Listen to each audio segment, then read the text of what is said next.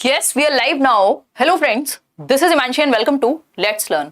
तो डिस्कस करेंगे पेडागोजी अभ्यास सीरीज है, सेशन है आपका 12th और कुछ अच्छे क्वेश्चंस हम प्रैक्टिस करने वाले हैं पेडागोजी के, जिसमें आप चाइल्ड डेवलपमेंट, टीचिंग मेथोडोलॉजी, जो जनरल पेडागोजी है वो सब इंक्लूडेड है। आजकल नए जमाने में नए तरह के क्वेश्चंस, स्टेटमेंट, रीजन, कई बार बोथ ऑफ देम, स्टेटमेंट वाले अलग अलग तरह के क्वेश्चंस, इन सबको हम डिस्कस करेंगे। सभी को गुड इवनिंग, नमस्कार, राम राम, सत श्री अकाल, अस्सलाम वालेकुम, whatever you feel connected with. Eid मुबारक हो आप सभी को, जो भी लोग सेलिब्रेट करते हैं और जो नहीं भी करते उनको भी, है ना। ऐसा तो क्या ही हो गया, यूनिटी इन डाइवर्सिटी की हम बात करते हैं। लाइक शेयर सब्सक्राइब कर दीजिएगा, ना किया हो तो। इसके बाद हम चलेंगे आगे। टेलीग्राम चैनल से ये पीडीएफ आप डाउनलोड कर सकते हैं, बाकी जितनी भी पीडीएफ्स होती हैं वो आप डाउनलोड कर सकते हैं टेलीग्राम से जुड़ के, राइट। तो बढ़ें आज के क्वेश्चन पे। हाँ, बहुत ही बढ़िया, कितने खुश हैं आप लोग हैं। कल क्लास नहीं हो पाई थी, I was not feeling well. चलिए बढ़ते हैं। और इस बार तो संडे वार्ता भी नहीं हुई है ना, कमाल की बात है। बिकॉज मतलब मैं मोटिवेटेड फील नहीं कर रही थी ना। देख रहे हो, कई लोग कहते हैं हर टाइम मोटिवेटेड कैसे रहे। हर टाइम मोटिवेटेड कोई फील नहीं करता, वो बात अलग है, कोई आके बताए ना, है ना। चलो आ जाओ। अगर हम बात करें करियर विल ऐप पे, तो DEET+B और रीट, KVS और एक और बैच है CTET, ये 4 बैचेस में एडमिशन अभी ओपन है। तो इससे पहले कि ये क्लोज हो जाए एडमिशंस, आई थिंक एक आध के तो हो भी गए होंगे 31 अप्रैल को, तो आप एक बार इसको चेकआउट कर लेना। अगर आपको ज़रूरत है, आपको लगता है कि एडमिशन लेना चाहिए, प्रॉपर एक कंप्लीट बैच में पढ़ाई करनी चाहिए, 1000-2000 फीस है, ज़्यादा होती नहीं है, तो आप एनरोल कर सकते हैं। CTET का बैच है ये। डिटेल्स के लिए करियर विल ऐप डाउनलोड करके वहाँ एक बार चेक कर लेना, है ना। करियर विल ऐप डिस्क्रिप्शन में लिंक मिल जाएगा। जो लोग, अच्छा कोई पूछ रहा था कल परसों, मैंने कमेंट्स पढ़ रही थी तो, कि जो पेडागोजी नोट्स वाली बुक है, class notes, CDP class notes, pedagogy class notes, वो लिंक के लिए तो मैंने लिंक अभी डिस्क्रिप्शन बॉक्स में ऐड कर दिया। तो आपको हर वीडियो के नीचे, मतलब अब से जो नए वीडियोस आएंगे पेडागोजी की जो बुक है क्लास नोट्स की, वो उसके लिंक आपको मिल जाएगा। बहुत ही अच्छा रिस्पॉन्स आपका उस पर है। मैंने तो कल ही टीम से बात हुई तो पता लगा कि बहुत बहुत प्यारा सा रिस्पॉन्स है। और वो काम की भी है बुक, मतलब प्रॉपर आपको सारे नोट्स एक जगह मिल जाते हैं 200-250 में। तो एक बार उसको पढ़िएगा। और बिल्कुल, तो डिस्क्रिप्शन में लिंक मिल जाएगा। मैंने टेलीग्राम पे भी शेयर कर दिया था जिन लोगों को उसका लिंक नहीं मिल रहा था, क्योंकि मैं भूल जाती हूँ, ये सारी बातें मुझे याद रखनी पड़ती हैं आप लोगों को बताने के लिए कि क्लास में, क्योंकि इन्फॉर्म नहीं करेंगे तो पता नहीं लगेगा। आ जाओ फटाफट से। कैसी चल रही है तैयारी, ये बता दो। एग्जाम जब आएगा आएगा, बट तैयारी अच्छी चलती रहनी चाहिए, क्योंकि वो कंपटीशन हम तभी बीट कर पाएंगे जब हमारी कंसिस्टेंसी से तैयारी होगी, ठीक है। क्वेश्चन नंबर 1 देखिएगा एक बार। क्वेश्चन नंबर 1 देखिएगा। Proximodistal principle is illustrated in which of the following examples. यानी जो अधोगामी कह लीजिए सिद्धांत निम्नलिखित में से किसका उदाहरण से दर्शाया गया है। ठीक है, ये हिंदी में इसको इग्नोर कर देना, अधोगामी कह सकते हैं, वैसे मुझे इस बात पे डाउट है। एक मिनट रुकिएगा, मैं चेक कर लेती हूँ, क्योंकि ये लोग ना हिंदी इंग्लिश में गड़बड़ कर देते हैं आजकल। ये पेपर वाले गड़बड़ करते हैं, हम लोग नहीं।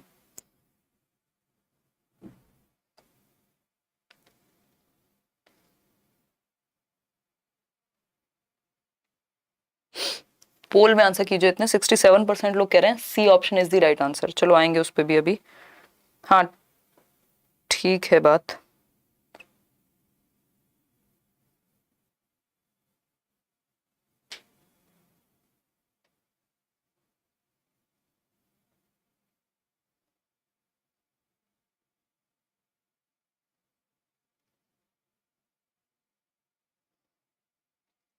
चलें आगे बढ़ें।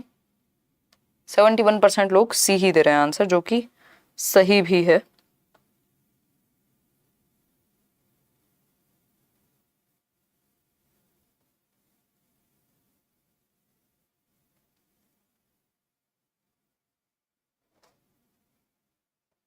एक काम करेंगे, इस पर चर्चा करेंगे, इस पर थोड़ी बात कर लेते हैं, क्योंकि इस वर्ड अधोगामी, क्योंकि मैंने भी हिंदी में देखा ही नहीं, अधोगामी लिखा हुआ है, तो पॉसिबिलिटी है कि जो, अरे यार सारे फोन अभी आने होते हैं।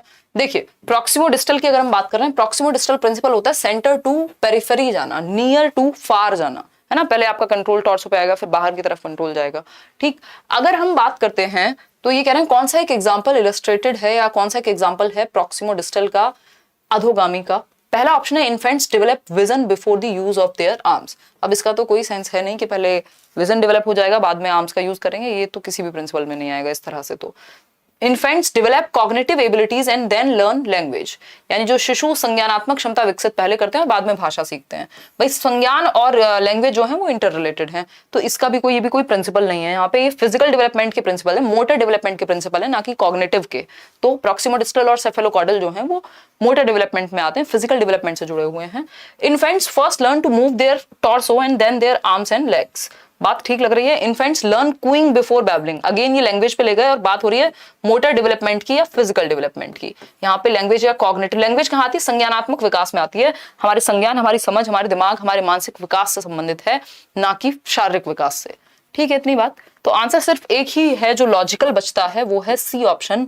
Infants first learn to move their torso and then their arms and legs, यानी शिशु पहले अपने धड़ और फिर अपने हाथ और पैर को हिलाना सीखते हैं। ठीक है, मतलब अपना धड़ मतलब ये वाला पोर्शन जो आपका टॉर्सो वाला पोर्शन है, उसके बाद हैंड्स यानी आर्म्स, फिर पैर। तो कायदे में बेसिकली सेंटर टू पेरिफेरी हो गया ये, यानी केंद्र से बाहर की ओर, नियर टू फार हो गया, अगर हम इसको ऐसे देखते हैं तो। देख लेते हैं एक बार, है ना। अगर हम बात कर रहे हैं पहले रीढ़ की हड्डी, ये जो आपका एरिया है यहां से, ये कह रहे हैं यहां पे कंट्रोल है, पहले टॉर्सो पे कंट्रोल है और फिर उसके बाद आर्म्स पर, देन आप नीचे जा रहे हैं। ठीक, तो नियर टू फार, एग्जैक्ट सही ऑप्शन तो इसको नहीं कहेंगे, बट नियर टू फार का कॉन्सेप्ट यहां लागू होता है, तो हम कह सकते हैं कि ये प्रॉक्सिमोडिस्टल का सही उदाहरण है, नियरेस्ट सही उदाहरण है किसी और के कंपैरिजन में। ठीक है, थोड़ा सा कंफ्यूज इन्होंने यहां किया है, क्योंकि ये कैसे अटक गया, हाँ। एक मिनट रुकिएगा, चल पा रहा है, नहीं चल पा रहा है, यहाँ बफरिंग शो हो रही है, चल ही रहा होगा मेरे ख्याल में। अब ऐड आ गया, प्रीमियम ले लें हैं, यूट्यूब चाहता है कि हम प्रीमियम ले लें।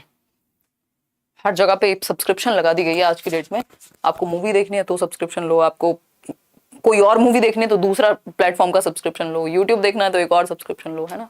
जीवन सब्सक्रिप्शन में चला जाए ऐसे तो लोगों का। देखो एक बार ले लेंगे, बट क्योंकि क्लास चलते समय ऐड आता है तो वेट नहीं हो पाता फिर। देखो एक बार, अगर हम बात करते हैं तो C option is the right answer, कि पहले बच्चा अपना टॉर्सो यानी जो सेंट्रल पार्ट, सेंट्रल सिस्टम है, देन बाहर की ओर, फिर आर्म्स और लेग्स। ठीक, तो C option is the only right answer over here. आगे बढ़ेंगे नेक्स्ट क्वेश्चन पे।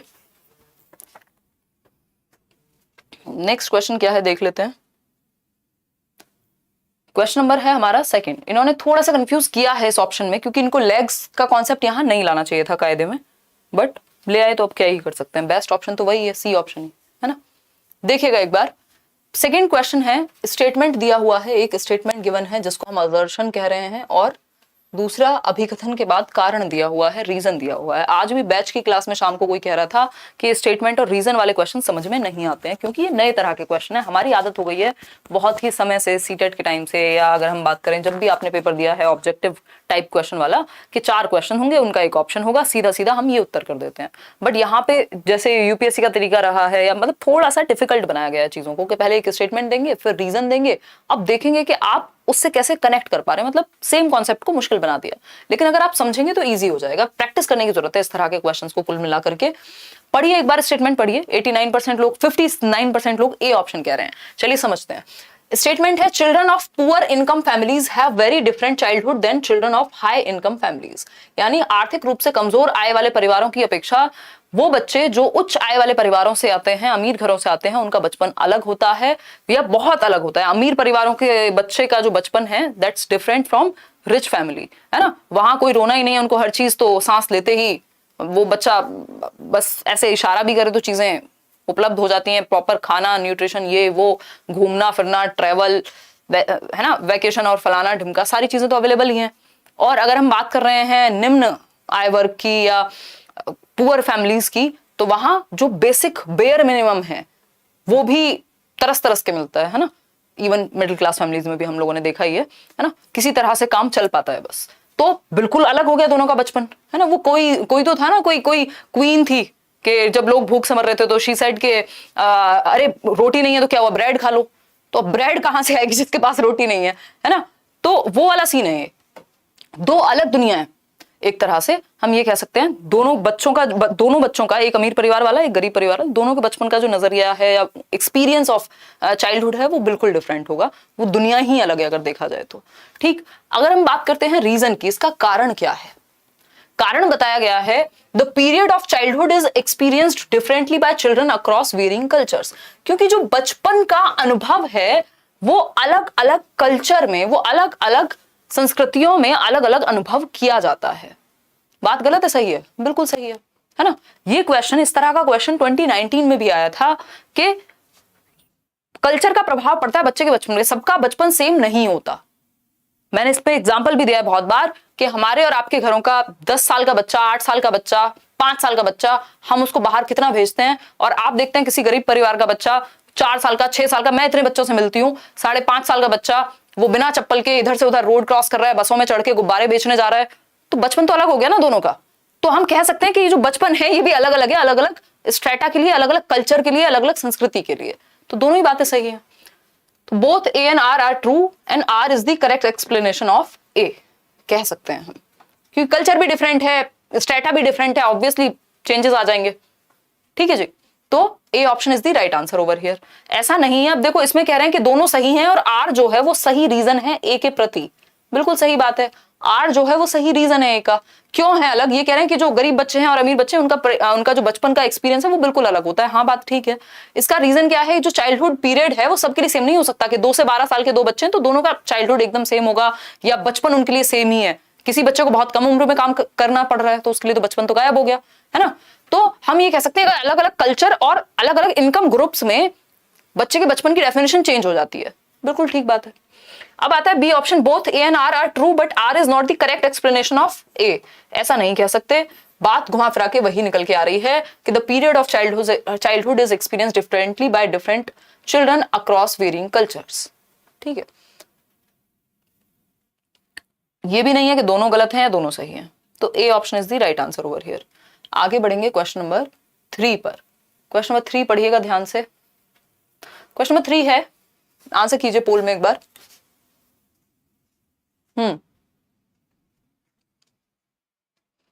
देखिए देखिए, आप इतने पतले कैसे हो? स्वीटू दहिया, पढ़ाई पे ध्यान दे लो, क्या रखा है इन बातों में? हैं? पतली नहीं हूं मैं, हुआ करती थी, अब ऐसा आपको लगता है, मुझे नहीं लगता। देखिए एक बार, बट हाँ बहुत जल्दी कोई स्पोर्ट ज्वाइन करूंगी क्योंकि जिम के सपने तो अभी छोड़ दिए हैं, तबीयत अच्छी नहीं है। देखो एक बार क्वेश्चन नंबर 23 देखो, 28% कह रहे हैं डी ऑप्शन है सही। चलो आते हैं। इंप्रूव्ड एथलेटिक एबिलिटीज, यानी जो एथलेटिक क्षमताएं हैं, जो शारीरिक क्षमताएं हैं वो बढ़ जाती हैं, इंप्रूव हो जाती हैं। Participation in games with rules, बच्चा गेम्स में रूल्स के साथ पार्टिसिपेट करना शुरू कर देता है। लॉजिकल थॉट प्रोसेसेस, यानी तर्क का इस्तेमाल करने लगेगा, किसी चीज को समझने के लिए लॉजिक का इस्तेमाल करने लगेगा। That are centred around concrete experiences, यानी मूर्त चीजों के प्रति, मूर्त मतलब जिनको टच और फील किया जा सके। Are hallmarks of which period of development. कितने गलत जवाब देते हो? 38% कह रहे हैं डी, 34% कह रहे हैं सी। कैसे करके मानोगे भाई? Middle childhood is the right answer. 8 से 13 या 8 से 12 आप इसको कह सकते हो। एक तरह से ये जो आपका लेटर चाइल्डहुड है उसी का रिप्लेसमेंट है, क्योंकि लेटर चाइल्डहुड ऑप्शन में दिया नहीं है। तो जब लेटर चाइल्डहुड ऑप्शन में ना हो तो समझ जाओ मिडिल चाइल्डहुड को ही लेटर चाइल्डहुड की तरह ट्रीट करना है। ठीक है, तो यहाँ पे एडोलेसेंस इसलिए नहीं होगा ना, देखो कॉन्क्रीट की बात हो रही है, कॉन्क्रीट एक्सपीरियंसेस के प्रति। लॉजिकल थॉट, एब्स्ट्रैक्ट की भी बात नहीं हो रही। गेम्स में पार्टिसिपेट करेगा। एथलेटिक एबिलिटीज मैंने आपको डेवलपमेंट के चैप्टर में भी, कल परसों भी अगर हम बात कर रहे हैं, बैचेस में भी डिस्कस कर रहे थे, ये बात मैंने बहुत बार की है। इन्फेंसी में शारीरिक विकास तेज होता है, अर्ली चाइल्डहुड में भी शारीरिक विकास यानी फिजिकल डेवलपमेंट तेजी से, उसकी हाइट, वेट सब कुछ बढ़ेगा। और अगर हम बात करते हैं लेटर चाइल्डहुड की, तो फिजिकल डेवलपमेंट मतलब हो सकता है आपको बच्चे की हाइट बहुत तेजी से बढ़ती हुई ना दिख रही हो, बट उसके अंदर मोटर डेवलपमेंट, जो गतिक विकास है, जो एथलेटिक एबिलिटीज हैं, जो शारीरिक क्षमता है कि दौड़ना, भागना, प्रिसीजन, एक्यूरेसी, ये सब ज्यादा बेटर आ जाएगा। ठीक है, तो middle childhood is the right answer. ये 2 से 6 अर्ली चाइल्डहुड नहीं होगा, क्योंकि लॉजिक तो यहाँ आता ही नहीं है। इन्फेंसी तो जन्म से 2 है, तो यहाँ पे तो ऐसा कुछ हो ही नहीं पाएगा। मिडिल चाइल्डहुड सही उत्तर है इसका, ना कि एडोलेसेंस। अब कुछ बातें समझ लेते हैं फटाफट से। देखो एक बार, अगर हम बात कर रहे हैं किसकी, इन्फेंसी की। इन्फेंसी क्या है? ये स्टेजेस ऑफ डेवलपमेंट है। अगर आपने प्लेलिस्ट देखी है यूट्यूब पे भी, जन्म से 2 वर्ष शारीरिक विकास बहुत तेजी से होगा, physical rapid physical growth and development, यानी बहुत तेजी से शारीरिक वृद्धि और विकास होगा, rapid physical growth and development. ठीक है जी बात, रैपिड होगा। इसके बाद अर्ली चाइल्डहुड में भी सेम चीज रहेगी, अर्ली चाइल्डहुड में भी रैपिड ही होता है लेकिन इन्फेंसी से कम हो जाएगा, है ना। शरीर की जो अर्ली चाइल्डहुड यानी पूर्व बाल्यावस्था, इन्फेंसी को कहते हैं शैशवावस्था। ठीक है, 2 से 6 वर्ष कह लीजिए आप इसको, यहाँ पे भी रैपिड होगा।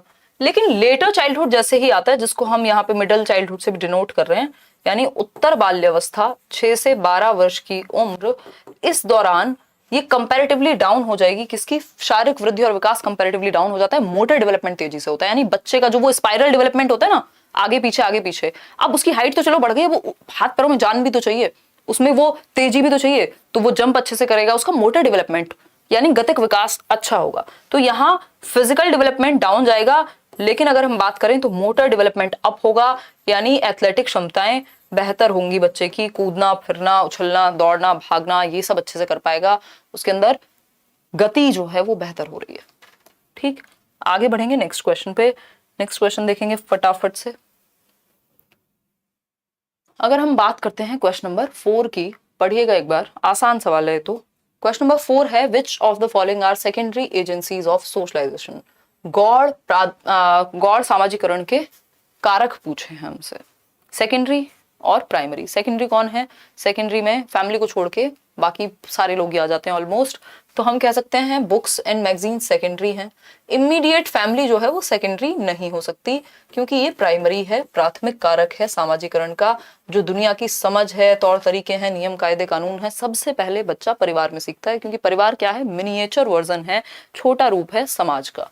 ठीक है, नमस्ते करते हैं, पानी देते हैं घर आने पे, किसी को ग्रीट करते हैं, ये सब कहाँ से सीखता है? सबसे पहले बच्चा परिवार से सीखेगा, उसके बाद दुनिया से सीखेगा। ठीक, तो ये प्राइमरी कारक है, प्राथमिक कारक है, प्राइमरी एजेंट ऑफ सोशलाइजेशन है कौन? फैमिली। मीडिया की अगर हम बात करें, बुक्स एंड मैगजीन्स, मीडिया भी सेकेंडरी है, स्कूल भी सेकेंडरी है, तो हम कह सकते हैं फर्स्ट थर्ड और फोर्थ। फर्स्ट थर्ड और फोर्थ, ये है आपका सही उत्तर। ठीक है, क्यों? क्योंकि सेकंड फैमिली नहीं इंक्लूड होगा किसमें, जो कि 76% लोग सही उत्तर दे भी रहे हैं, तो इजी सा क्वेश्चन है ये। तो आगे बढ़ जाते हैं, क्वेश्चन नंबर 5 देखिए। अकॉर्डिंग टू, पढ़िएगा एक बार, अकॉर्डिंग टू पियाजे, यानी पियाजे के अनुसार, the unfolding of biological changes that are genetically programmed is called, यानी कि पियाजे के अनुसार आनुवांशिक रूप से क्रमादेशित जैविक परिवर्तन, यानी जो आपकी बायोलॉजिकली जेनेटिकली प्रोग्राम्ड है, जैसे कंप्यूटर में प्रोग्रामिंग होती है ना, कोडिंग करते हैं लोग, उस तरह से आपकी बायोलॉजी में, आपके जेनेटिक्स में, आपका जो डीएनए है, जीन्स हैं, चीजें कोडेड हैं, जो टाइम के साथ अनफोल्ड होती हैं, है ना। टाइम के साथ आप बोलने लगते हैं, एज के साथ जैसे ही आप बड़े होते हैं, आप में क्षमता आने लगती है, आपके शरीर में जान आने लगती है, जबकि हाथ पैर तो पहले से भी थे, है ना। ठीक, प्यूबर्टी आती है तो और कुछ नई क्षमताएं आती हैं। ऐसा तो नहीं है कि वो ट्रेनिंग देके पहले आ जाएंगी, टाइम के साथ अनफोल्ड होंगी। आपके कोडेड हैं आपकी बायोलॉजी में, लेकिन टाइम के साथ अनफोल्ड होंगी। जब समय आएगा, जब मैच्योरिटी आएगी, तब हम कहेंगे कि डिकोड हो गई। तो maturation is the right word. ये हेरिडेटरी होती है, जेनेटिक होती है, हाईली हेरिडेटरी, कि समय के साथ होने वाली जो अनफोल्डिंग है, कैरेक्टरिस्टिक्स की जो क्षमताएं आप में समय के साथ आती हैं, उनको मैच्योरेशन कह रहे हैं हम यहाँ पे। क्लियर है बात? कोई दिक्कत परेशानी दर्द समस्या इस बात को समझने में नहीं होनी चाहिए। सोशल ट्रांसमिशन जो है वो बायोलॉजिकल चेंजेस से नहीं है संबंधित, ये दोनों भी नहीं है। तो C option is the right answer. पियाजे ने 4 फैक्टर्स बताए भी हैं, उन्हीं में से एक फैक्टर है मैच्योरिटी। याद आ रहा होगा MESE, बताएगा कोई फटाफट से MESE क्या है? MESE, ये 4 फैक्टर्स हैं पियाजे के, ये स्टेजेस नहीं है, स्टेजेस से पहले फैक्टर्स आते हैं एक तरह से, अगर हम समझने की कोशिश करेंगे तो मैच्योरेशन हम कह सकते हैं, जिसको जेनेटिक्स से या हेरिडिटी से जोड़ सकते हैं हम यहाँ पे, हेरिडिटी के उन्होंने जीन्स को महत्व दिया है, जीन पियाजे ने। फिर आता है इक्विलिब्रेशन,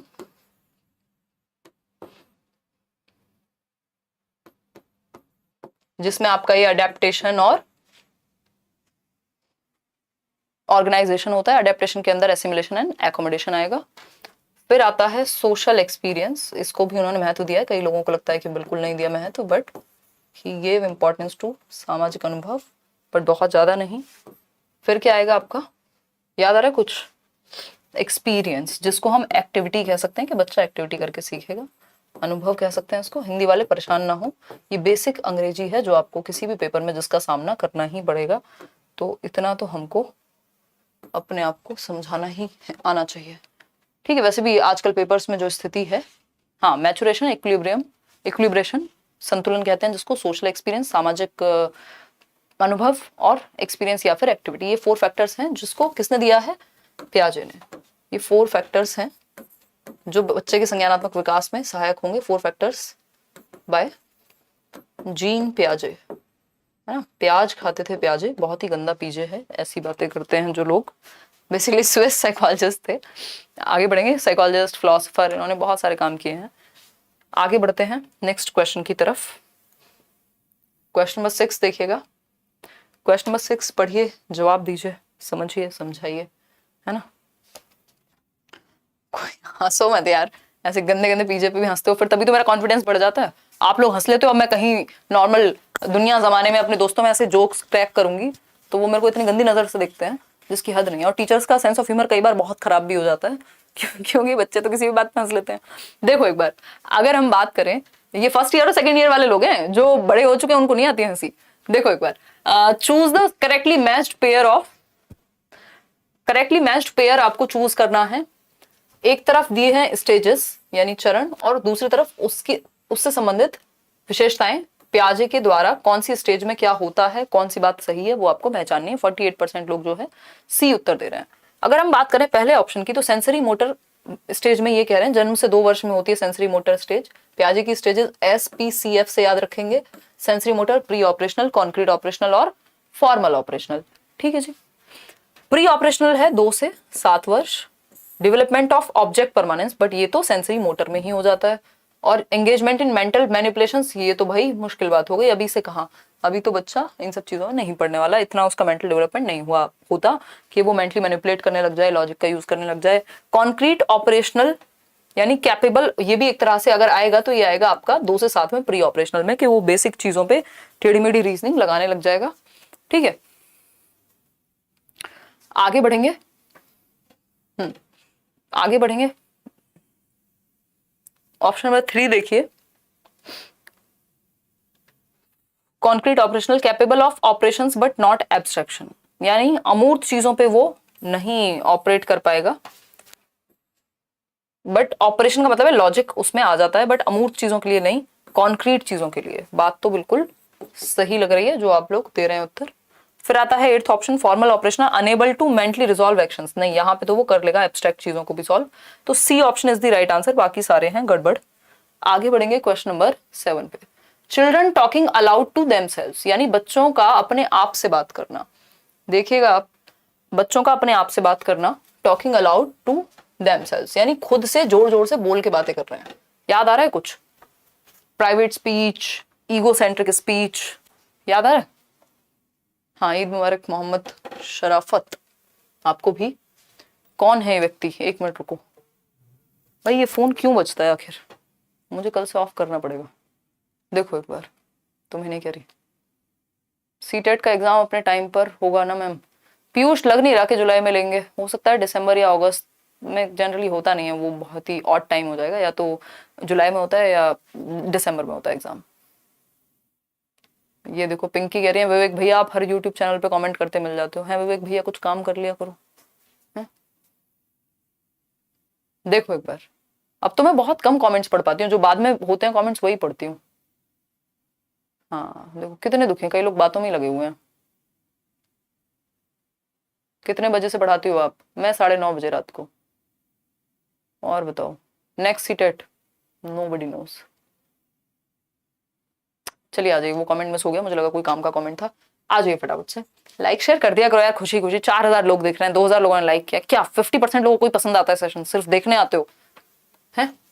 देखिए एक बार, talking aloud to themselves is an indication of their egocentrism, यानी खुद से बात करना क्या है बच्चा? सेल्फ सेंटर्ड है, ईगो सेंट्रिक है, ये कौन कहते हैं? तो पियाजे कह रहे हैं। Helps them to regulate their thinking, बच्चों को अपनी थिंकिंग को रेगुलेट करने में, मैनेज करने में, उनको दिशा देने में मदद करता है, हाँ कह सकते हैं। Hinders their psychological and language development, बच्चों के मनोवैज्ञानिक और भाषा विकास को हिंडर करता है, नहीं हिंडर तो ये चीज नहीं करेगी, रुकावट नहीं बनेगी, हेल्प करता है खुद से बात करना। Is an identifier of severe behavioural problems, ऐसा भी नहीं है कि अगर आप खुद से ही बात कर रहे हैं तो आप कुछ पगला गए हैं, वैसा नहीं है ना। वैसे ये शब्द आजकल हम यूज करते नहीं है साइकोलॉजी में। अगर हम बात कर रहे हैं children talking aloud to themselves is an indication of their egocentrism, नहीं, ये पियाजे के अनुसार पूछा होता तो हम कह देते, बट बच्चे खुद से बात करके क्या होता है, it helps them to regulate their thinking. Self regulation में या अपनी थिंकिंग को दिशा देने में बच्चा, अच्छा आप खुद से सोच रहे हो यार ये बी ऑप्शन होना चाहिए कि सी होना चाहिए कि डी होना चाहिए, तो अंडरस्टूड है कि आप खुद से बात करके खुद को दिशा दे रहे हो कि मैंने क्या पढ़ा था क्या नहीं, तो ये डायरेक्शन के काम आता है। ए ऑप्शन बिल्कुल भी सही नहीं है जितने भी लोग आंसर कर रहे हैं, है ना। समझ पा रहे हो कि नहीं है? आगे बढ़ते हैं। क्वेश्चन नंबर 8 देखिए, क्वेश्चन नंबर 8 का जवाब तलाशिए, सारे जवाब तलाशिए। देखिए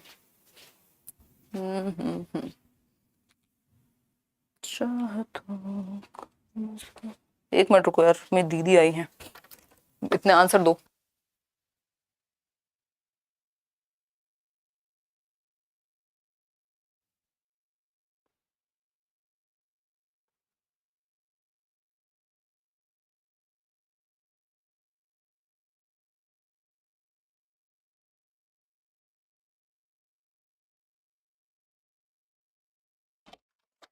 देखो एक बार, कुछ सुना तो नहीं ना? हाँ बस सुनना मत। देखो एक बार क्वेश्चन नंबर 8 देखो, which of the following are examples of cultural tools that aid and change our functioning as per Lev वाइगोस्कीज theory, यानी कौन सा एग्जांपल्स में से एक एग्जांपल सही है जो वाइगोस्की के कल्चरल टूल्स को एड करेंगे और चेंज कर सकते हैं वाइगोस्की की थ्योरी के अनुसार। फिर से समझते हैं, लेव वाइगोस्की के अनुसार निम्नलिखित में से कौन से सांस्कृतिक उपकरण के उदाहरण हैं जो हमारे कामकाज में सहायता और परिवर्तन करते हैं, यानी कल्चरल टूल्स, जो टूल्स हमें कल्चर से मिले और हमारी फंक्शनिंग में, हमारे डेवलपमेंट में हेल्प कर सकते हैं हमें। कल्चरल टूल्स याद रखिएगा वर्ड। समझते हैं मैप्स, हाँ ठीक है भाई, कल्चर से मिल रहा है ना, मैप पहले से तैयार हैं, ठीक है, सोसाइटी में तैयार किए गए हैं, ऐसा तो है नहीं कि एनिमल्स ने कर दिए हों, ठीक। फिर अगर हम बात करते हैं किसकी, मैप्स ठीक है, लैंग्वेज हाँ कल्चर से मिली है, कैलकुलेटर ठीक है, स्कीमास तो नहीं चलेगा क्योंकि ये तो पियाजे के अनुसार सही है, वाइगोस्की तो इसको नहीं मानते हैं, तो हम कह सकते हैं C option is the right answer, first second और थर्ड, जो कि सी ऑप्शन 33% लोग दे भी रहे हैं, राइट। तो which of the following are examples of cultural tools that aid and change our functioning as per Lev वाइगोस्कीज theory, तो हम कह सकते हैं कि कल्चरल टूल्स हैं, लैंग्वेज भी हम कल्चर से कहीं ना कहीं एक्वायर करते हैं, मैप्स, कैलकुलेटर, तीनों चीजें सही हैं। आगे बढ़ेंगे नेक्स्ट क्वेश्चन पे। नेक्स्ट क्वेश्चन क्या है देखिएगा एक बार, क्वेश्चन नंबर है 9, फटाफट से देखिए, पहचानिए, समझिए, जो करना है करिए। देखिए एक बार क्वेश्चन नंबर 9 देखिए, which of the following pedagogical principle would not be advocated by Lev Vygotsky, Vygotsky के द्वारा कौन से प्रिंसिपल को एडवोकेट नहीं किया जाएगा, नॉट लिखा हुआ है, कान खड़े कर लो एकदम 3 इडियट वाले, ध्यान से आंसर करना है। देखो एक बार फटाफट से, 64% लोग कह रहे हैं कि A option is the right answer, employ rewards and punishment. यार आप लोग तो पढ़ने लग गए हो, हैं कितने बेहतर इंसान हो आप, एकदम सही उत्तर दे दो, तो ऐसे शुट क्यों में। प्रमोट सोशल इंटरेक्शन, हाँ बिल्कुल सोशल इंटरेक्शन की बात वाइगोस्की करते हैं। कोऑपरेटिव लर्निंग, ग्रुप में सीखने की बात करते हैं क्योंकि समाज और संस्कृति की बात करते हैं, और समाज और संस्कृति में कोई अकेला तो बैठता नहीं है, लोग तो होते ही हैं, ठीक। फिर बात होती है cooperative, collaborative learning, assistive learning, इन सब की बात करते हैं Vygotsky. Encourage children to use cultural tools, again बिल्कुल सही बात है, सोसाइटी, कल्चर, लैंग्वेज, इन तीनों चीजों को बेहद महत्वपूर्ण मानते हैं लेव साइमन वाइगोस्की, नहीं लेव वाइगोस्की रख लेते हैं, है ना। चलो, साइमनोविक और समथिंग इनका नाम है, रशियन नाम है ना, तो थोड़ा सा गड़बड़ हो जाती है। देखो एक बार, अगर हम बात करते हैं तो आंसर होगा इसमें ए ऑप्शन, क्योंकि नॉट पूछा है, बाकी तीनों चीजें पॉजिटिव हैं, वाइगोस्की के बारे में हैं। बट अगर वाइगोस्की किस चीज को एडवोकेट नहीं करेंगे वो है इनाम और दंड का प्रयोग, यानी रिवॉर्ड और पनिशमेंट की बात, ये बात बिहेवियरिस्ट करते हैं, व्यवहारवादी करते हैं, कंस्ट्रक्टिविस्ट ये बातें नहीं करते, रचनावादी लोग ये बातें नहीं करते। वो कहते हैं डर और लालच में मत कराओ, सिखाना है तो लर्निंग के लिए सिखाओ, क्योंकि आप सीखना चाहते हैं इसलिए सीखिए, डर से या लालच में मत सीखिए। सीटेट सर्टिफिकेट अभी तो नहीं दिख रहा है भाई। आगे बढ़ते हैं क्वेश्चन नंबर 10 पर। क्वेश्चन नंबर 10 क्या है देखिएगा एक बार, जवाब दीजिए जवाब। क्वेश्चन नंबर 10 है which of the following does not indicate a child centred classroom, यानी इनमें से कौन सा एक जो है वो इंडिकेट नहीं करता बाल केंद्रित कक्ष को। चाइल्ड सेंटर्ड समझते हैं, जहां बच्चे सेंटर में हो, जहां बच्चे की नीड के अकॉर्डिंग चीजें हो रही हो। समझते हैं कि नहीं समझते हैं ये बता दीजिए। एसएसटी भी पढ़ा दीजिए, सब पढ़ा दें हैं। लैंग्वेज 2 में भी हेल्पफुल है, बिल्कुल हेल्पफुल है। लैंग्वेज 2 छोड़िए आप, जहां पे भी पेडागोजी पूछी जाती है वहां हेल्पफुल है ये। जवाब दीजिए, जनता जवाब चाहती है। DT+ भी PRT वाले बैच में आपकी क्लास क्या चल तो रही है? आज तो हुई तो थी शाम को क्लास, वो पहले नहीं हुई थी। कब? फ्राइडे को आई थिंक नहीं हुई थी, इस फ्राइडे। देखिए चाइल्ड सेंटर्ड की अगर हम बात करें तो कौन सी एक बात चाइल्ड सेंटर्ड क्लासरूम में नहीं फॉलो होगी? आप लोग कह रहे हैं C option 76%। Seating arrangements changes as per the activity, ये बात तो सही है। बच्चे के अकॉर्डिंग या एक्टिविटी के अकॉर्डिंग सीटिंग अरेंजमेंट चेंज हो जाता है। कुछ बच्चे आगे आ जाते हैं, जहां बैठना होता है एक्टिविटी बेस्ड है, ऐसा नहीं है कि फिक्स हो गई किसी की सीट के अच्छे बच्चे आगे बैठेंगे, खराब बच्चे पीछे बैठेंगे, अच्छे और खराब ऐसा अब डिवाइड नहीं करेंगे बच्चे को। फिर है B option children's progress is reported in qualitative terms and on all aspects of development, यानी बच्चे की जो प्रोग्रेस है वो क्वालिटेटिव टर्म्स में असेस की जानी चाहिए and on all aspects of development, यानी holistically. All aspects of development समझते हैं आप? होलिस्टिक अप्रोच होनी चाहिए। That means physical, cognitive, social, emotional, चारों ही प्रकार डेवलपमेंट के आकलन होना चाहिए इनका, कि बच्चा सोशली कितना मैच्योर है, इमोशनली कितना मैच्योर है, कॉग्निटिवली कितना बेहतर है, जिससे पेन पेपर टेस्ट में लिखवा सकते हो, फिजिकल एक्टिविटी करा सकते हो शारीरिक विकास के लिए। मतलब होलिस्टिक यानी सर्वांगीण विकास को असेस कर पाए, इस तरीके का तरीका हम निकालें। फिर आती है बात सी ऑप्शन की, teacher reads the textbook and writes answers on the blackboard for students to copy. This is teacher centred approach, कि टीचर आया, सही उत्तर ब्लैक बोर्ड पे लिख दिए, बच्चों ने चुपचाप से कॉपी कर लिए। तो बच्चों की नीड के अकॉर्डिंग, उनके इंटरेस्ट के अकॉर्डिंग क्लास नहीं चल पाई। अगर बच्चों की नीड, उनके इंटरेस्ट, वो अगर बच्चा एक्टिव है that means child centred classroom है। यहाँ बच्चा एक्टिव नहीं है, बोर्ड से उतारने को एक्टिव नहीं कहते, रोट रट्टा कहते हैं, ठीक है। पैसिव अप्रोच है ये, टीचर सेंटर्ड मेथड है, लेक्चर मेथड हो गया एक तरह से। डी ऑप्शन है children are engrossed in what they are doing, यानी बच्चे जो कर रहे हैं उसमें तल्लीन है, डूब गए हैं एकदम। तो अच्छी बात है, इसका मतलब उन्हें पसंद आ रही है वो चीज। डूबोगे कब? है ना, प्यार में डूबते हैं लोग, पसंद आ रहा है ना, तो क्लास में डूबे हुए हैं, मजा आ रहा है जैसे आप लोग। दैट मीन्स चाइल्ड सेंटर्ड है, उनकी नीड, उनके इंटरेस्ट, उनके एप्टीट्यूड, उनके एटीट्यूड के अनुसार हो रही हैं चीजें, ठीक है जी। तो C option is the right answer over here. आगे बढ़ेंगे नेक्स्ट क्वेश्चन पे। नेक्स्ट क्वेश्चन है हमारा क्वेश्चन नंबर 11। आज हम इतने स्लो चल रहे हैं, इतने स्लो साबुन हो चुके हैं जिसकी हद नहीं है। देखिए एक बार क्वेश्चन नंबर 11 देखिए। लॉरेंस कोहलबर्ग की कहानी है जो आपको जवाब देना है, जिसका उत्तर हमें चाहिए, 1 नंबर मिलेगा, है ना।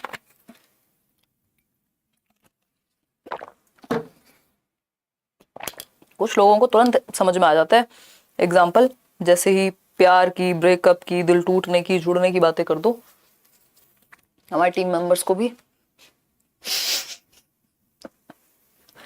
देखो एक बार 43% लोग कह रहे हैं कि आंसर जो है आपका डी है, लॉरेंस कोहलबर्ग के केस में। चलिए समझने का प्रयास करेंगे, प्रयास कि आप सही कह रहे हैं, गलत कह रहे हैं, गलत कह रहे हैं तो क्यों कह रहे हैं, सही कह रहे हैं तो क्यों कह रहे हैं। पहला ऑप्शन है अंडरस्टैंडिंग ऑफ रेसिप्रोसिटी, यानी कि गिव एंड टेक की, समझ होना, गिव एंड टेक की समझ होना सोशल ऑर्डर मेंटेनिंग में आएगा। लॉ एंड ऑर्डर जिसको 4th स्टेज कहते हैं, नहीं ये तो 2nd स्टेज में आ जाएगा, म्यूचुअल एक्सचेंज वाली स्टेज में, तो ये तो 4th के हिसाब से सही नहीं है। फिर आता है fear of authority and avoidance of punishment, ये तो 1st स्टेज में आ जाएगा, पनिशमेंट एंड अवॉइडेंस, जो लॉरेंस कोहलबर्ग की थियरी है मॉरल डेवलपमेंट की। फिर आता है seeking affection and approval of others, good boy nice girl orientation, ये कौन सी स्टेज है आपकी? 3rd स्टेज है, ठीक। बात किसकी हो रही है? 4th स्टेज की हो रही है। अंडरस्टूड है, एक ही ऑप्शन सही होगा, जो कि आप लोग सही कह भी रहे हैं, बहुत बढ़िया, ताली बजा दीजिए अपने लिए।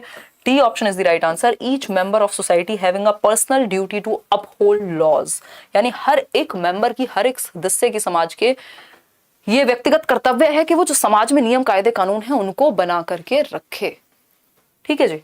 तो यही है सोशल लॉ ऑर्डर मेंटेनिंग, कि लॉ एंड ऑर्डर बना रहना चाहिए क्योंकि समाज का ही भला है उसमें। आगे बढ़ें, आगे बढ़ेंगे, क्वेश्चन नंबर 12 देखेंगे। अगर हम बात करते हैं क्वेश्चन नंबर 12 की, तो हार्वर्ड गार्डनर के अनुसार intelligence is a single entity. Harvard gardener जो कि जिनकी थियोरी का नाम मल्टीपल इंटेलिजेंस है, और वो सिंगल कह देंगे इंटेलिजेंस को, क्या मजाक है, हैं? छोटे बच्चे हो क्या, हैं? चलो एक बार आगे बढ़ते हैं। नेक्स्ट है there are several distinct types of intelligences, यानी कि बुद्धि के कई अलग अलग प्रकार हैं, यानी कई प्रकार की इंटेलिजेंस है। हाँ, ये बात समझ में आ रहा है, सेवरल मतलब कई प्रकार है, मल्टीपल इंटेलिजेंस की बात हो रही है, ठीक है, बिल्कुल सही बात है। सिंगल एंटिटी कैसे कह देंगे गार्डनर, सपने में भी नहीं कहेंगे, समझ रहे हो, सपने में भी नहीं कहेंगे गार्डनर। क्यों? क्योंकि उनकी थियरी का नाम, जिसकी थियरी का नाम बहुबुद्धि का सिद्धांत है, मल्टीपल इंटेलिजेंस है, वो सिंगल एंटिटी कैसे कहेगा डेवलपमेंट को? ये तो कोई छोटा बच्चा ही कह सकता है, अगर इस बात को कोई माने तो, या बहुत समझदार व्यक्ति ही आंसर दे सकता है, जो कि ए ऑप्शन है। 4% लोग हैं जो दे रहे हैं ये ऑप्शन आंसर। कहाँ पढ़ते हो, हैं? पुराने जमाने में लोग कहते थे स्कूल के पीछे पढ़ाई करते हैं, वही कर रहे हो आप लोग।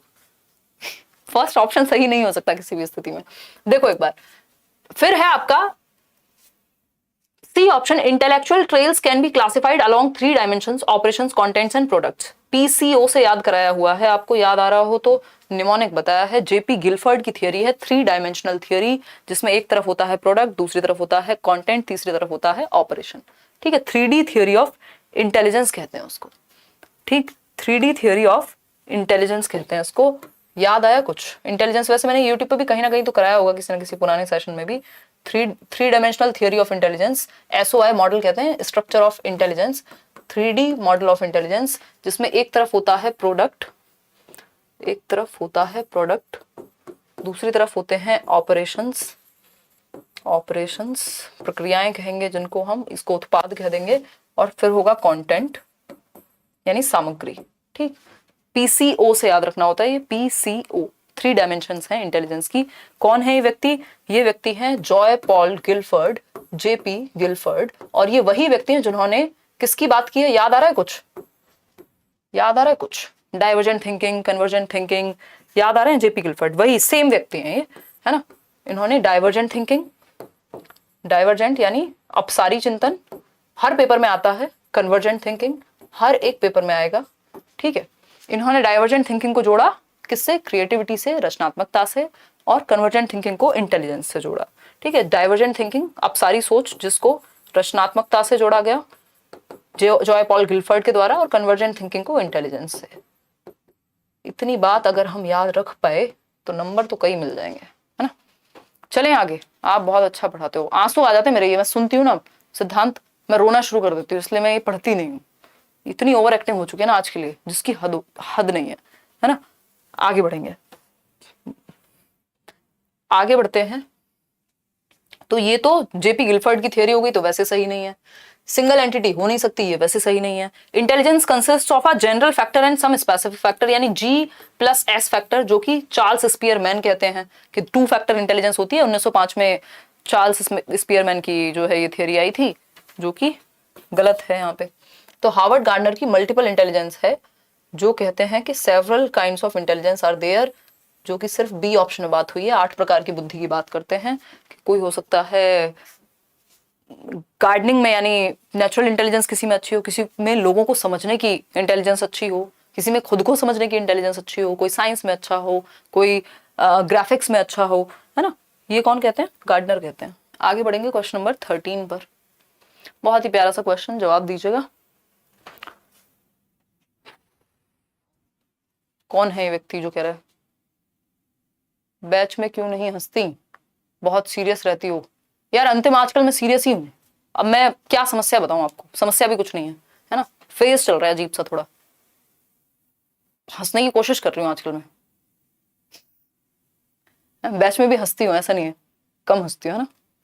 देखो एक बार, जोशी डिंपल कह रहे हैं रिपीटेड मैम प्लीज, हिंदी और इंग्लिश कैसे प्रिपरेशन करें, टेल मी। ये सारा बताया हुआ है, सारा बताया हुआ है। एक बार सीटेट की कोई भी वीडियो देख लो, किस एग्जाम के लिए पूछ रहे हो कमेंट्स में बता देना, मैं वीडियो अलग से बना दूंगा। पहले CDP समझ नहीं आती थी, अब आ रही है अनन्या, बहुत बढ़िया। हंसेंगे अंतिम, हंसेंगे कल से बैच में, सिर्फ हंसेंगे, पढ़ाई छोड़ देंगे। कल से जो भी क्लास होगी बैच में, उसमें सिर्फ हंसेंगे।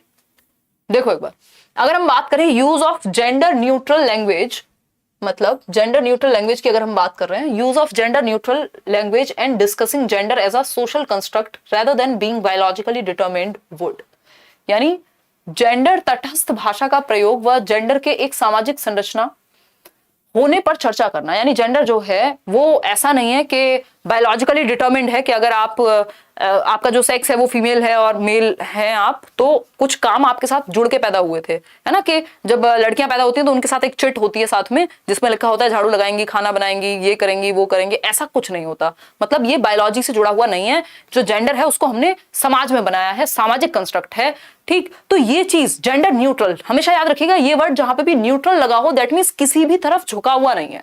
न्यूट्रल आप अपनी गाड़ी में या बाइक में देखते हैं गियर होता है, किसी भी गियर में नहीं है, दैट मीन्स न्यूट्रल है, दैट मीन्स जीरो मान लीजिए, किसी भी तरफ झुका हुआ नहीं है, बायस नहीं है, बीच में है, कहीं बैलेंस में है, तटस्थ, न्यूट्रल, ठीक। तो जेंडर न्यूट्रल की अगर हम बात करें, जेंडर न्यूट्रल लैंग्वेज की and discussing gender as a social construct, के जो जेंडर है, जो लिंग है, वो हमने समाज में बनाया है rather than being biologically determined. ऐसा नहीं है कि बायोलॉजिकली हमें पहले से कुछ रोल्स मिल गए थे, रोल्स हमने समाज में दिए। बायोलॉजी में डिफरेंस है, महिलाएं बच्चों को जन्म दे सकती हैं, पुरुष नहीं दे सकते हैं, उनका अपना डिफरेंट रोल है, ये बायोलॉजी है, ये सेक्स है। जेंडर क्या है, जो हमने समाज में बनाया है। तो इस चीज का डिस्कशन अगर क्लासरूम में होगा कि सामाजिक संरचना है जेंडर, ऐसा नहीं है कि कोई काम लड़कियों के लिए बना है, लड़कों के लिए ही बना है, कोई भी कर सकता है, इस तरह की चीजें हैं। जेंडर न्यूट्रल लैंग्वेज कि मतलब अगर हम ये कहेंगे कि कैमरा मैन की जगह अगर हम कैमरा पर्सन यूज करते हैं, दैट मींस वो जेंडर न्यूट्रल लैंग्वेज है कि आपको किसी के काम के साथ उसके जेंडर को दर्शाने की जरूरत नहीं है। काम इंपॉर्टेंट है, व्यक्ति कौन है नहीं है वहां पे महत्वपूर्ण। कि आप कैमरा मैन कहें, कैमरा मैन कहेंगे दैट मींस दिमाग में सिग्नल क्या जाएगा सोसाइटी में कि कैमरा की जो जॉब है वो मैन की ही है, तो कैमरा पर्सन कहेंगे। आप चेयरमैन की जगह चेयर पर्सन कहेंगे, जिससे जेंडर न्यूट्रल हो जाए चीजें, किसी भी तरफ आपकी भाषा से झुकाव ना लगे जेंडर में। तो अगर हम बात करें, आप लोग कह रहे हैं D option 50% answers, promote gender discrimination. इससे जेंडर डिस्क्रिमिनेशन कहां प्रमोट हो रहा है, यहां तो आपने हटा ही दिया। जेंडर न्यूट्रल लैंग्वेज से जेंडर डिस्क्रिमिनेशन कैसे होगा, ठीक है।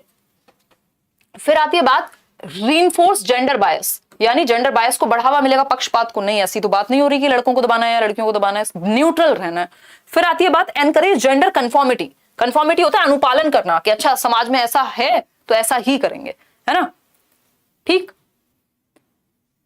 आगे बढ़ते हैं, challenge gender stereotyping. Challenge gender stereotyping यानी लिंग रूढ़िबद्धता को चुनौती मिलेगी, कि जो मान लिया गया है कि ऐसा ही होगा वो उस चीज को चुनौती मिलेगी, है ना। जेंडर कंफॉर्मिटी क्या है कि अगर मान लीजिए एक धारणा है कि भाई लड़की की शादी होगी तो नाम तो चेंज करना ही है, हस्बैंड का नाम लगाएगा ही लगाना ही लगाना है, ये हुई कंफॉर्मिटी कि हाँ बिल्कुल लगाना है, लगाऊंगी ही मैं, तो ये तो ड्यूटी है, चाहे इच्छा हो कि नहीं हो, है ना, चॉइस नहीं बची। तो कंफॉर्मिटी इज कि आपने पालन कर लिया, हाँ ठीक है ना।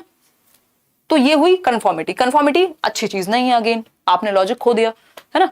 तो D option is the right answer, challenge gender stereotyping. इससे क्या होगा, जेंडर स्टीरियोटाइपिंग को चुनौती मिलेगी और बच्चों के दिमाग में, नई जनरेशन के दिमाग में बैलेंस क्रिएट होगा, है ना। ऐसी ऐसी स्थिति है, कभी जेंडर पढ़ेंगे किसी और क्लास में तो मैं बताऊंगी। मतलब एजुकेशन के नाम पे हमने लिटरेसी फैलाई हुई है सिर्फ। दुख होता है कई बार, ऐसे ऐसे लोगों से बात होती है जो ब्रिलियंट हैं, अगर हम आईक्यू के लेवल पे बात करें, बहुत अच्छा कर रहे हैं जीवन में, है ना, और उनकी जो जेंडर को लेके समझ है या अलग अलग जेंडर को लेके समझ है बहुत भयंकर खराब है। तो बेसिकली ये डिस्कशन से जाएगा, जो स्टीरियोटाइपिंग को चैलेंज कर पाएंगे हम, वो क्लासरूम में डिस्कशन या घर में डिस्कशन जब तक नहीं होंगे तब तक ठीक नहीं होंगी चीजें। आगे बढ़ेंगे, 13th का D option is the right answer. Question number 14 देखिए, dash should be followed by the teacher to facilitate learning of children from diverse backgrounds, यानी विविध पृष्ठभूमि के बच्चों को सीखने की सुविधा के लिए शिक्षक द्वारा किस तरह से लर्निंग को या अधिगम को फैसिलिटेट किया जाना चाहिए। अलग अलग तरह के बच्चे क्लासरूम में हैं, कोई किसी धर्म से आता है, कोई किसी जाति से आता है, कोई किसी आर्थिक वर्ग से आता है, कोई वंचित वर्ग से है, कोई बहुत ही अच्छे परिवार से है, मतलब हर तरह के बच्चे हैं। कोई भाषा कुछ बोलता है, कोई दिखता कैसा है, कोई रहता कैसे है, तो अलग अलग डिफरेंट बैकग्राउंड के बच्चे हैं। तो टीचर को कैसे लर्निंग को बेहतर बनाना चाहिए जब डिफरेंट डिफरेंट बच्चे हों। सिंपल बात है, जब डिफरेंट डिफरेंट बच्चे तो डिफरेंशिएटेड इंस्ट्रक्शन, ठीक। डाइवर्स या डिफरेंट डिफरेंट बच्चों के लिए डिफरेंशिएटेड इंस्ट्रक्शन का इस्तेमाल किया जाता है, विभेदित अनुदेशन कहते हैं इसको। डिफरेंशिएटेड इंस्ट्रक्शन क्या है, बच्चे की डिफरेंट डिफरेंट बच्चों की नीड, उनकी एबिलिटी, उनके एटीट्यूड, उनके एप्टीट्यूड के अनुसार आप अपना टीचिंग या लेसन प्लान बनाते हैं, ठीक है। स्टैंडर्डाइज्ड हो गया, सबके लिए सेम। भाई जब बच्चे अलग अलग हैं तो सबके लिए सेम कैसे हो सकता है? Don't beat everyone with the same mistake. सबको एक डंडे से नहीं हाकेंगे, क्योंकि बच्चे अलग अलग हैं तो मेथड में भी फ्लेक्सिबिलिटी होनी चाहिए। स्टैंडर्डाइज्ड का मतलब होता है यूनिफॉर्म, यानी सबके लिए एक जैसा, उससे काम नहीं चलेगा क्योंकि बच्चे अलग अलग हैं। ठीक, text book centric, again child centred होना चाहिए। टेक्स्ट बुक सेंट्रिक क्यों होगा text book centric? Summative assessment यानी योगात्मक आकलन, जहां पे सिर्फ नंबर मैटर करते हैं या आपको क्वांटिटेटिवली जज किया जाएगा। तो सी ऑप्शन एकमात्र सही उत्तर है। चाइल्ड सेंटर्ड और इंडिविजुअल डिफरेंसेस में मैं ये डिस्कस करती भी हूँ, डिफरेंशिएटेड इंस्ट्रक्शन का पालन किया जाना चाहिए। क्वेश्चन नंबर 15 देखिएगा एक बार। क्वेश्चन नंबर 15 क्या कहता है, पढ़िए एक बार। Which of the following statements about assessment of children is not correct? यानी कौन सी एक बात बच्चों के आकलन के विषय में सही नहीं है? नॉट करेक्ट लिखा है, बताइएगा, फटाफट से बताइए, आंसर कीजिए, जवाब दीजिए। जवाब सीटेट का फॉर्म जब आएगा बता देंगे, अभी तो पढ़ाई कीजिए।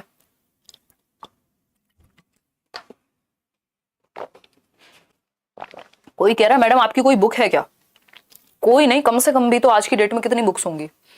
ये पेडागोजी क्लास नोट्स तो अभी आई है, उससे पहले एक वो थी, उसके अलावा 2 3 4 5 6 किताबें तो हैं ही कम से कम भी, नहीं तो, है ना। और अगर वैसे देखें तो 4 हैं, अगर टाइटल्स की बात करूं, मीडियम हटा दूं तो 4 किताबें तो आती ही हैं अभी भी। देखिए एक बार, अगर हम बात करते हैं असेसमेंट की, तो कौन सी एक बात, असेसमेंट मतलब आपने बच्चों को सिखा दिया, अब आप आकलन कर रहे हैं, या फिर सिखाते सिखाते जांच रहे हैं कि कैसा सीखा है, कैसे सीखते हैं, गलतियां कहां कर रहे हैं, कहां इंप्रूवमेंट की जरूरत है। तो कौन सी एक बात असेसमेंट के बारे में सही नहीं है? पहला ऑप्शन है assessment should be undertaken to facilitate learning and should involve diverse tools, यानी कि आकलन का या मूल्यांकन का जो प्रयोग है वो लर्निंग को बेहतर करने के लिए होना चाहिए और डिफरेंट टूल्स इस्तेमाल होने चाहिए। तो ये बात तो सही है, बट हमें सही थोड़ी चाहिए, हमें चाहिए गलत, क्योंकि नॉट पूछा है, क्या सही नहीं है आकलन के बारे में।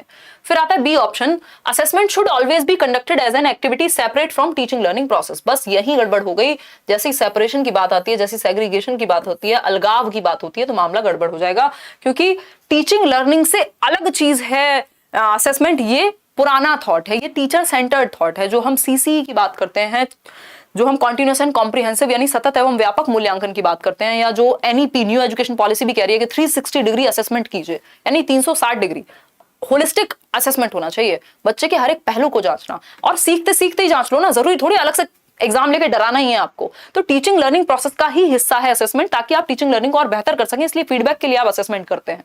तो ये बात गलत है कि सेपरेट एक्टिविटी है, टीचिंग लर्निंग से अलग है। सी ऑप्शन है assessment should give the teacher an opportunity to reflect upon her pedagogical strategies. ये बात सही है कि टीचर को अपॉर्चुनिटी मिलती है कि उसने पढ़ाया कैसे और मेथड में परिवर्तन की क्या जरूरत है। फिर आता है D option, assessment should focus upon cognitive, physical as well as psychological domains, यानी मूल्यांकन को संज्ञानात्मक, शारीरिक व मनोवैज्ञानिक क्षेत्रों पर ध्यान केंद्रित करता है। बिल्कुल सही बात है, सभी पहलुओं में आकलन होना चाहिए। जितनी भी बातें सही हैं वो सब गलत हैं, क्योंकि पूछा ही गलत है, तो जो गलत है, जो कि बी ऑप्शन है, वही सही है। ठीक है जी, आगे बढ़ेंगे, 4 क्वेश्चन और करेंगे, अभी हम 5 क्वेश्चन करेंगे, 15 हो गए हैं। क्वेश्चन नंबर 16 देखिएगा, आसान क्वेश्चन है। Inclusion in education implies that, यानी शिक्षा में समावेशन का तात्पर्य है, बताइएगा एक बार। पहला ऑप्शन है स्टूडेंट्स आर गिवन, आप पहले पोल में जवाब दे दीजिए, फिर ही हम बढ़ेंगे आगे। ऐप पे लेती हूँ यार क्लास, पुरुषोत्तम जी, करियरविल पे लेती हूँ सिर्फ और सिर्फ, और कहीं नहीं, या तो लेट्स लर्न या करियरविल, 2 ही जगह क्लासेस होती हैं। सीटेट वाले बैच में थर्सडे फ्राइडे होती है क्लास, अगर सीटेट बैच में हैं आप तो कल और परसों होगी, क्योंकि सीटेट का सिलेबस कंपैरेटिवली कम होता है बाकियों से, बाकी बैचेस से, और अभी एग्जाम है भी नहीं, तो कल मिलेंगे सीटेट के बैच में 7:30। D2+ के लिए तो आज हुई थी क्लास 6 बजे। देखो एक बार, inclusion in education implies that, यानी समावेशन जो है शिक्षा में, वो क्या इंप्लाई करता है, या समावेशन से तात्पर्य क्या है। समावेशन का सिंपल मतलब है सबको इंक्लूड कर लो, इंक्लूजन वर्ड से मतलब है इंक्लूड करना सबको, सभी को, एजुकेशन, हर प्रकार के बच्चे को। आप लोग कह रहे हैं 83% लोग कि C option is the right answer. चलिए पढ़ते हैं। पहला ऑप्शन है students are given admission selectively on the basis of their ability, यानी बच्चों को उनकी क्षमताओं के आधार पर चुनिंदा रूप से ही प्रवेश दिया जाना चाहिए। जी नहीं, चुनिंदा नहीं, हर बच्चे को एडमिशन मिलना चाहिए। आप अपनी मर्जी से नहीं रोक सकते कि बच्चे के नंबर कम आए हैं, ये तो बच्चा ऐसा है, इसको देखने में समस्या है तो हम एडमिशन नहीं देंगे, ऐसा नहीं होता इंक्लूसिव एजुकेशन में। Students make adjustments as per the demands of school, यानी बच्चे जो हैं वो एडजस्टमेंट कर लेते हैं स्कूल की डिमांड के अनुसार। जी नहीं, स्कूल को बच्चे की डिमांड के अनुसार एडजस्टमेंट करना है, क्योंकि स्कूल बच्चे के लिए है, बच्चा स्कूल के लिए नहीं है। ठीक, मतलब सिस्टम जो है वो बच्चे के लिए बनाया गया है, तो सिस्टम में परिवर्तन बच्चे के अनुसार होना चाहिए। चाइल्ड सेंटर्ड एजुकेशन की बात करते हैं हम। फिर आती है सी ऑप्शन, आता है आपका all students study in same school irrespective of their differences. ये बात बिल्कुल सही है कि हर बच्चा पढ़ पाए, बजाय कि उनके अंदर कितनी भी विभिन्नताएं हैं, व्यक्तिगत विभिन्नताओं के बावजूद भी अंडर द सेम रूफ एक ही स्कूल में हर तरह का बच्चा पढ़ पाए। बस टीचर अपने मेथड में और अपनी प्रणाली में चेंजेस आए, सिस्टम में चेंजेस आए। ठीक, students with disabilities study separately in special schools. जी नहीं, स्पेशल स्कूल नहीं, इंक्लूसिव स्कूल होना चाहिए। स्पेशल स्कूल क्या होता है? ब्लाइंड स्कूल है, जिनको देखने में समस्या है वो सब उस स्कूल में जाएंगे, जिनको सुनने में समस्या है वो उस स्कूल में जाएंगे। ऐसा यहाँ नहीं होगा, यहाँ पे सारे बच्चे एक साथ सीखेंगे। ठीक है, तो C option is the right answer. आगे बढ़ेंगे क्वेश्चन नंबर 17 पर। Which of the following disability cause challenges in reading and comprehending the written material? यानी कौन सी एक डिसेबिलिटी है, कौन सी एक अक्षमता है जो चैलेंज क्रिएट करती है पढ़ने में और कॉम्प्रिहेंडिंग यानी समझने में। पढ़ने में और समझने में कौन सी एक डिसेबिलिटी प्रॉब्लम क्रिएट करती है? जहां बात पढ़ने और समझने की आ गई, दैट मीन्स सिंपल आंसर क्या होगा? डिसलेक्सिया। कैलकुलेशन की या मैथ्स की बात होती तो डिसकैलकुलिया हो जाता। ठीक है, हियरिंग इंपेयरमेंट, यहाँ पे सुनने की तो कोई बात ही नहीं हो रही, पढ़ने की और समझने की बात हो रही है। लोकोमोटर डिसेबिलिटी होती है, चलने फिरने में, जॉइंट्स में दिक्कत। तो डिसलेक्सिया यहाँ पे पठन वैफल्य यानी पढ़ने में विफलता को पठन वैफल्य कह रहे हैं, वैकल्य कह रहे हैं, जो कि डिसलेक्सिया है। तारे जमीन पर वाले ईशान अवस्थी को याद कीजिए, है ना। अब जो बच्चा पढ़ेगा गलत वो लिखेगा भी गलत, तो कई बार डिसलेक्सिया वालों को डिसग्राफिया जैसी समस्या भी सामने आती है। क्वेश्चन नंबर 18 देखिएगा एक बार। Which of the following will hinder inclusion of learners from disadvantaged and deprived groups? यानी कौन सा एक ऑप्शन है जो हिंडर करेगा यानी रुकावट बनेगा ऐसे बच्चों को इंक्लूड करने में, उनके समावेशन में जो वंचित समूह वर्ग से हैं या फिर जिनको प्रॉपर एडवांटेज नहीं मिला, जो किसी भी वजह से हाशिए पर हैं, यानी वंचित समूह वर्ग से हैं, या तो उनको सोशली अलग थलग रखा गया है या फिर एक जगह से दूसरी जगह मूव करते रहते हैं, उतनी अपॉर्चुनिटीज नहीं मिली है, रोजगार के अवसर नहीं मिले हैं, कई लोग उनको मतलब समाज या आर्थिक रूप से, सामाजिक और आर्थिक रूप से किसी भी तरह से वंचित हैं। तो ऐसे बच्चों को इंक्लूड करने का कौन सा एक ऐसे बच्चों को इंक्लूड करने में क्या चीज समस्या बनेगी, हिंडर करेगा, है ना। वंचित समूहों के शिक्षार्थियों को शामिल करने में बाधा क्या उत्पन्न करेगा? Flexible curriculum. भाई जो करिकुलम फ्लेक्सिबल है वो तो हर बच्चे को कर लेगा इंक्लूड, तो ये बाधा थोड़ी बनेगा, ये हिंडर थोड़ी करेगा। ठीक है, डी कॉन्टेक्चुअलाइज्ड कंटेंट, ये बात तो सही है। अगर कॉन्टेक्स्ट में नहीं पढ़ा रहे हो, अगर संदर्भ से नहीं जोड़ रहे हो, बच्चे की लाइफ से नहीं जोड़ रहे हो, तब दिक्कत होगी। तो प्रासंगिक नहीं है सामग्री, अगर बच्चे के, अगर वो जो एग्जाम्पल है आप रिलेट नहीं कर पा रहे हैं, तो कहां से इंक्लूड होगा बच्चा? उसको समझ में ही नहीं आएगा क्लासरूम में बैठ करके। फिर है बात लर्नर सेंटर्ड पेडागोजी, ये तो हमेशा अच्छी होती है, लेकिन हमें तो बाधा पूछा है हमसे, तो कॉम्प्रिहेंसिव इवैल्यूएशन होता है ऑल एस्पेक्ट्स में, यानी हर एक पक्ष में आप बच्चे का आकलन कर पाओ। ठीक, सारी बातें पॉजिटिव हैं, सिर्फ डी कॉन्टेक्चुअलाइज्ड, मैंने आपको लास्ट टाइम भी कहा था, ये प्रासंगिक होता तो ये ऑपोजिट हो जाता। डी का मतलब हो गया कि कॉन्टेक्स्ट में नहीं पढ़ाना। ठीक, तो सही उत्तर है बी ऑप्शन, क्योंकि नेगेटिव पूछा है हमसे, हिंड्रेंस पूछा है, रुकावट पूछा है। क्वेश्चन नंबर 19 देखिएगा एक बार। क्वेश्चन नंबर 19 है use of diverse pedagogical strategies by the teachers will help in inclusion of, यानी जो डाइवर्स पेडागोजिकल नीड्स है, यानी डिफरेंट पेडागोजिकल नीड्स है, पेडागोजिकल मतलब मेथड में परिवर्तन की जरूरत है, कौन सी एक स्ट्रेटजी जो है डिफरेंट बच्चों को डील करने के लिए टीचर को अपनानी चाहिए इंक्लूसिव एजुकेशन में, बताइए एक बार। पहला ऑप्शन है स्टूडेंट्स विद स्पीच इंपेयरमेंट, मतलब कि स्पीच इंपेयरमेंट है, बोलने में दिक्कत है बच्चे को, उस तरह के बच्चे को शामिल करें। स्टूडेंट्स विद विजुअल इंपेयरमेंट, जिनको देखने में समस्या है उनको शामिल करें, उनके लिए स्ट्रेटजीज डेवलप की जाए। बच्चे जो कि गिफ्टेड हैं, जो जल्दी से समझ लेते हैं किसी चीज को, तो उनके लिए भी स्ट्रेटजी होनी चाहिए ताकि वो, उनके लिए कुछ चैलेंजिंग टास्क हों ताकि वो बोरियत महसूस ना करें। फिर आता है डी ऑप्शन, क्रिएटिव स्टूडेंट्स, यानी प्रतिभाशाली रचनात्मक बच्चे, कुछ नया सोचते हैं जो, यानी हर प्रकार का बच्चा आ गया, और आपका इंक्लूजन का मतलब ही है all types of learners should be included in under the same roof. ठीक, तो फर्स्ट, सेकंड, थर्ड, फोर्थ जो कि डी ऑप्शन में है, आप लोग दे भी रहे हैं उत्तर 80% लोग। चारों ही तरह के बच्चों को इंक्लूड करने के लिए डिफरेंट डिफरेंट स्ट्रेटजीज का, पेडागोजिकल मेथड्स का, वेज का प्रयोग करना चाहिए टीचर्स को। आगे बढ़ेंगे नेक्स्ट क्वेश्चन पे। क्वेश्चन है question number 20th। Which of the following is a correctly matched pair of appropriate accommodation strategy for inclusion of students with the specified disability? यानी किसी एक बच्चे को अगर कोई स्पेसिफिक डिसेबिलिटी है, कोई विशिष्ट दिव्यांगता है अगर, तो कौन सा एक मेथड करेक्टली मैच्ड है, मतलब एक तरफ एक डिसेबिलिटी लिखी है, उससे एक रिलेटेड वे लिखा है कि इस डिसेबिलिटी को डील करने का ये तरीका है, तो आपको मैच करना है पेयर को। डिस्ग्राफिया वाले बच्चे को आप क्या करेंगे, कंपलसरी राइटिंग दे देंगे, जिसको लिखने में समस्या है उसे लिखने का ही काम देंगे, तो उल्टा नहीं हो गया, ये आप टॉर्चर कर देंगे बच्चे को, गलत तरीका है। डिसलेक्सिया जिसको पढ़ने में संबंधित है उसको टेक्स्ट देंगे upper case and small letters में, नहीं है ना, उसको बड़े लेटर्स में तो दोगे, छोटे लेटर्स में क्यों दोगे, जिसको देखने या पढ़ने में पहले ही समस्या है। लोकोमोटर डिसेबिलिटी होती है चलने फिरने में समस्या। Provision of classes on ground floor, ये बात सही है कि जो दिव्यांग बच्चा है उसको भूतल पर कक्षाओं का प्रावधान होना चाहिए। भूतल मतलब अगर भाई आपको पता है कि किसी को समस्या है, जैसे मेरी मदर को घुटनों में काफी सालों से समस्या थी, अभी तो नी रिप्लेसमेंट हो गया, तो ह्यूमैनिटी के नाते क्या है कि भाई उनकी क्लासेस जो है वो फर्स्ट फ्लोर या सेकंड फ्लोर पे ना लगा करके ग्राउंड फ्लोर पे क्लासेस अरेंज हो जाए तो ज्यादा बेहतर है ना, पीरियड्स। तो ये क्या है बेसिकली, ये सही तरीका है इंक्लूजन का। बेसिकली हम बच्चों पे ज्यादा ध्यान देते हैं ऑब्वियसली, तो लोकोमोटर डिसेबिलिटी यानी चलने फिरने में अगर किसी को समस्या है, तो कोई बच्चा है जो मान लीजिए बैसाखियां लेके आता है, या कोई बच्चा है जो व्हील चेयर पे आता है, तो बजाय कि उसको बहुत स्पेशली कहीं थर्ड फ्लोर पे क्लास दो, अगर स्कूल में रैंप नहीं है या फिर स्कूल में अगर लिफ्ट नहीं है, तो उस केस में ग्राउंड फ्लोर पे क्लासेस होंगी, तो बच्चे का इंक्लूजन बेहतर हो जाएगा, इजीली हो जाएगा।